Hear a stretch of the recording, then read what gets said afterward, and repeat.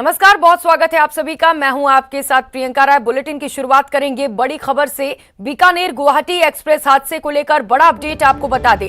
राजस्थान के 13 घायलों की पहचान हो चुकी है। घायलों में जयपुर, सीकर, नागौर, बीकानेर के लोग शामिल हैं। जयपुर के 9, बीकानेर और सीकर के एक घायल की पहचान हुई है।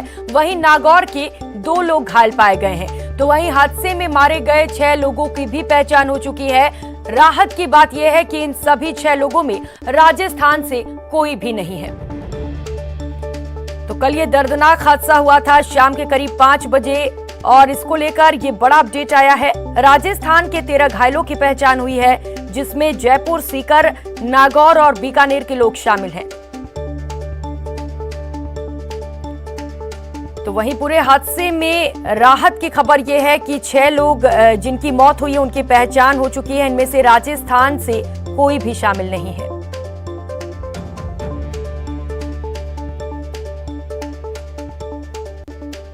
तो आपको बता दें कि पूरे हादसे में 9 लोगों की मौत हुई है, जिसमें 6 लोगों की पहचान कर ली गई है और इन सभी 6 लोगों में राजस्थान से कोई भी नहीं है। कल ये भीषण और दर्दनाक हादसा हुआ था गुवाहाटी में, जहां पर जो डिब्बे थे, 12 जो रेल के डिब्बे थे वो पटरियों से उतर गए थे, एक के ऊपर एक चढ़ गए थे, जिसकी वजह से काफी देर तक राहत और बचाव कार्य चलाया गया।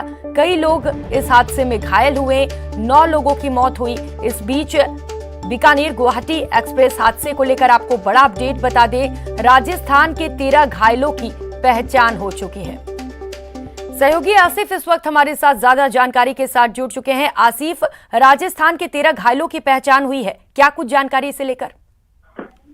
बिल्कुल प्रियंका, उत्तर पश्चिम रेलवे ने पूरी की पूरी लिस्ट जारी कर दी है। तमाम घायलों की और मृतकों के नाम तक जो है वो NWR ने जारी कर दिया। हालांकि इसमें जो गनीमत ये है कि मृतकों के अंदर राजस्थान के लोग नहीं है, लेकिन फिर भी जो 9 लोगों के मृत होने की जानकारी मिल रही है, उसमें 36 यात्री जो है वो दुर्घटना में घायल हुए। इसमें अजमेर रोड जयपुर की शख्स हैं, उनका नाम है मोनिका रॉय। फतेहपुर बाजार सीकर के जगदीश प्रजापति, NCR जो बिल्डिंग है जयपुर के दीपक विश्वकर्मा, नागौर के ईश्वर राम, मालवीय नगर जयपुर के केसबाला बर्मन और पिंकी बर्मन, सोडाला जयपुर के अमिया बर्मन, चांदपोल बाजार के जयपुर के फतीक मोंडल हैं, तोपखाना चांदपोल बाजार जयपुर के समीर हुसैन है और बीकानेर की पूर्णिमा बर्मन, मानसरोवर जयपुर के विशाल बर्मन, गांधीनगर जयपुर के सोमनाथ रॉय और नावा सिटी नागौर के धर्मेंद्र चौधरी।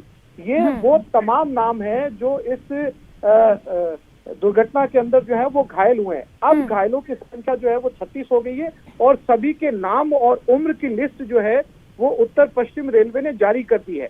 अगर आप मृतकों के नाम हैं वो उत्तर पश्चिम रेलवे ने जारी किए। 9 मृतक है इसमें, जिसमें अधिकतम की उम्र जो है वो 70 साल के करीब है और सबसे कम उम्र का जो है वो 17 साल की शाहिदा खातून है। इसमें लालू कुमार हैं। 3 जो नाम है वो अज्ञात है, उनके नाम नहीं पता चल पाए क्योंकि उनकी डेड बॉडी या उनके सामान में किसी तरह का कोई आइडेंटिटी कार्ड नहीं मिला जिससे उनका नाम या उनकी शिनाख्त हो पाए। इसके अलावा लगभग सभी लोगों की शिनाख्त हो गई है। मृतकों के अंदर चिरंजीत बर्मन है जिनकी 23 साल की उम्र है, शाहिदा खातून है उनकी 17 साल की उम्र है, सुभाष राय हैं उनकी 38 साल की उम्र है, सुमन डे हैं वो 36 साल की है, शांता देवी पाटन है वो 69 साल की है। तो पूरी लिस्ट 36 घायलों की और 9 मृतकों की उत्तर पश्चिम रेलवे ने जारी कर दी है और इसमें मरने वालों में राजस्थान से नहीं है। हालांकि घायल होने वालों में राजस्थान के काफी लोग शामिल है। प्रियंका जी, आसिफ, बिल्कुल मरने वालों में लिस्ट में राजस्थान के लोग शामिल नहीं है, ये राजस्थान के लिए बड़ी राहत की बात है। लेकिन आसिफ, 13 लोग घायल हैं, अभी उनकी क्या स्थिति है उनकी और कहां पर उपचार जारी है? क्या राजस्थान वापस भी लाया जाएगा उन्हें? बिल्कुल प्रियंका, जो लोग जो रिश्तेदार थे, जो रिलेटिव थे, वो वहाँ मानाखेड़ी जो जगह थी पर्टिकुलर जिसके पास में जो एक मेडिकल कैंप बनाया गया था, वहां पर उनका इलाज जारी है। और जो सीरियस घायल थे, जो जिनकी गंभीर स्थिति थी, उनको बड़े हॉस्पिटल की तरफ रेफर किया गया। और जो रिश्तेदार थे, जो परिवार वाले थे, जो घर वाले थे, जो परिजन थे, वो वहां पर पहुंच रहे हैं। ज्यादातर लोग पहुंच चुके हैं और कुछ घायल ऐसे हैं जिनको सिर्फ फर्स्ट एड दी गई है, उनको बहुत ज्यादा दिक्कत नहीं है, वो खुद भी चल के अपने घर आ सकते हैं। लेकिन मृतकों को अभी लौटने में कुछ फॉर्मेलिटीज हैं, कुछ औपचारिकताएं हैं, जिन्हें पूरी करने में एक दिन का या आज का वक्त प्रियंका जो है वो लग सकता है। बाकी जितने भी घायल हैं उनकी स्थिति ऐसी है कि वो चाहे तो खुद से भी घर लौट सकते हैं, लेकिन तस्वीरें इतनी विचलित करने वाली थी कि उन तस्वीरों को देखकर उनके परिवार वाले, उनके घर वाले खुद ही वहां पर जो है वो पहुंच रहे हैं, ज्यादातर पहुंच चुके हैं। प्रियंका जी आसिफ, बिल्कुल कल जो तस्वीरें सामने निकल कर आई वो विचलित करने वाली थी, लेकिन आज राजस्थान के लिए बड़ी राहत की खबर सामने आई है। बहुत शुक्रिया आपका तमाम जानकारियों के लिए।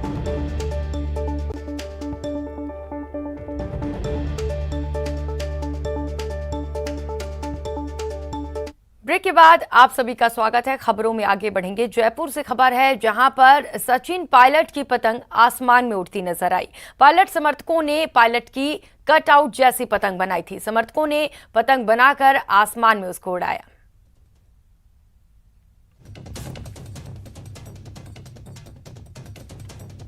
ये तस्वीरें आपको दिखा रहे हैं जहां पर आसमान में सचिन पायलट की पतंग उड़ती हुई नजर आई। पायलट समर्थकों ने ये पतंग बनाई है और सचिन के कटआउट की ये पतंग है। आप देख सकते हैं तस्वीरों में जो पायलट के फैंस हैं उन्होंने ये पतंग बनाई और आसमान में इसको उड़ाया। उधर राजसमंद में अनंता अस्पताल की टीम ने बिना ऑपरेशन 7 साल की बच्ची को जीवन दान दिया।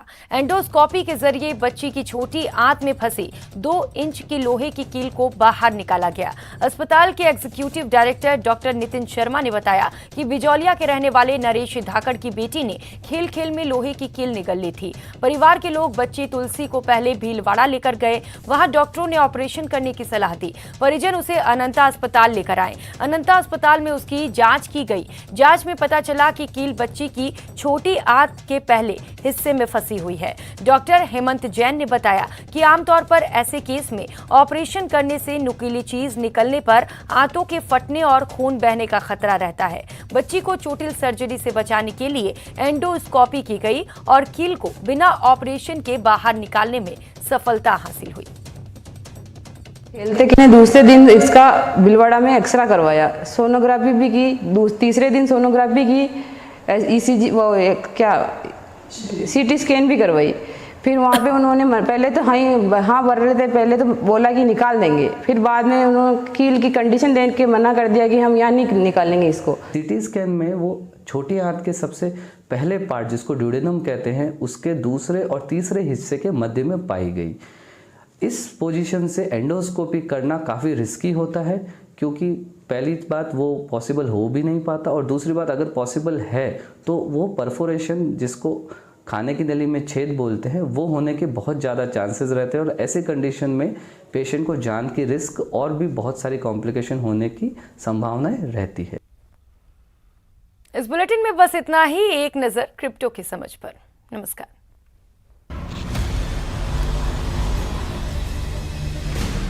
ज़ेपे and news 18 network present crypto की समझ। Zebpay and news 18 present crypto की समझ के नए एपिसोड में आपका स्वागत है। मैं आपके साथ रंजना रावत। आइए इस एपिसोड में क्रिप्टो से जुड़ी कुछ अहम खबरें आपको बताते हैं। Coin super crypto exchange frozen funds की चपेट में। हांगकांग के एक crypto currency exchange coin super के कस्टमर्स ने आरोप लगाया कि वे एक्सचेंज से पैसे या टोकन नहीं निकाल पा रहे हैं। फर्म के ऑफिशियल टेलीग्राम चैट के हिसाब से कहा जा सका कि नवंबर के अंत से अब तक दर्जन भर कस्टमर्स कॉइन सुपर से पैसे विड्रॉ नहीं कर पा रहे हैं। कॉइन सुपर के टेलीग्राम चैट में नवंबर से ही एडमिन ने लोगों के सवालों के जवाब देने बंद कर दिए थे। हालांकि पिछले हफ्तों में उन्होंने परेशान यूजर से उनके ईमेल आईडी मांगे, जिससे कुछ उम्मीद जागी है।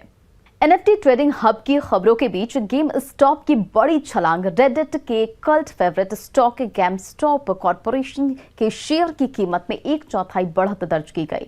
दरअसल वॉल स्ट्रीट जर्नल ने एक रिपोर्ट पब्लिश की जिसमें कहा गया कि कंपनी वर्चुअल गेम में कलेक्टिबल्स के लिए NFTs ट्रेडिंग पर एक ऑनलाइन हब बनाएगी और क्रिप्टो करेंसी साझेदारी भी स्थापित करेगी। इस रिपोर्ट के आने के बाद गेम स्टॉप 7.3% उछलकर 140.62 यूएस डॉलर पर पहुंच गया। हालांकि पिछले साल भी कंपनी के शेयर में उस वक्त उछाल आया था जब वो ऑनलाइन फोरम पर स्मॉल इन्वेस्टर्स और वॉल स्ट्रीट हेज फंड्स के बीच जारी लड़ाई के सेंटर में था, लेकिन फिर मिड नवंबर में इसमें गिरावट का दौर जारी था जो अब जाकर खत्म हुआ। सख्त रेगुलेशन पर सहमत विभिन्न क्रिप्टो एक्सचेंज क्रिप्टो करेंसी कंपनियों ने रेगुलेशन लागू करने के कई प्रस्ताव रखे, जिसमें किसी भी मनी लॉन्ड्रिंग या दूसरे रेगुलेटरी कंसर्न्स के लिए एक्सचेंज को जिम्मेदार बनाने से लेकर उनके नेटवर्थ और टेक्नोलॉजी के आधार पर अलग अलग एक्सचेंज को डिफरेंशिएट करना शामिल है। हाल ही में कई कुछ मॉनिटरिंग्स जिसमें कुछ क्रिप्टो एक्सचेंज, उनके सलाहकार और सरकारी अधिकारी शामिल थे। एक्सचेंज ने कहा कि वे assets and liability management, KYC और combating the financial of terrorism का मुकाबला करने के संबंध में सभी सरकारी दिशा निर्देशों का पालन करने के लिए तैयार है। 2021 में अवैध क्रिप्टो करेंसी गतिविधियों में बढ़ोतरी। ब्लॉकचेन एनालिटिक्स कंपनी चाइनालिसिस की लेटेस्ट क्रिप्टो क्राइम रिपोर्ट के अनुसार 2021 में अवैध क्रिप्टो करेंसी गतिविधियां नए रिकॉर्ड पर पहुंच गई है, जिसमें अवैध पतों पर $14 बिलियन का प्रोग्रामेबल फंड्स पहुंचा। और भले ही आपराधिक गतिविधि टोटल लेजिटिमेट ट्रेडिंग का एक बहुत ही छोटा हिस्सा है, लेकिन फिर भी $14 बिलियन की इस अवैध गतिविधि को नजरअंदाज भी नहीं किया जा सकता। ऐसी एक्टिविटीज की वजह से लोग इसमें निवेश से कतराने लगते हैं। रिसर्च में पाया गया कि इन सब नेगेटिविटी के बावजूद एक अच्छी बात यह भी है कि अवैध रूप से मिले क्रिप्टो करेंसी के जब्त करने के लिए कानून भी सक्षम होता जा रहा है। क्रिप्टो की समझ के इस एपिसोड में फिलहाल इतना ही। अगले हफ्ते कुछ और खबरों के साथ जुड़ेंगे, तब तक अपना ध्यान रखें। Good bye. Zebpay and news 18 network present crypto की समझ।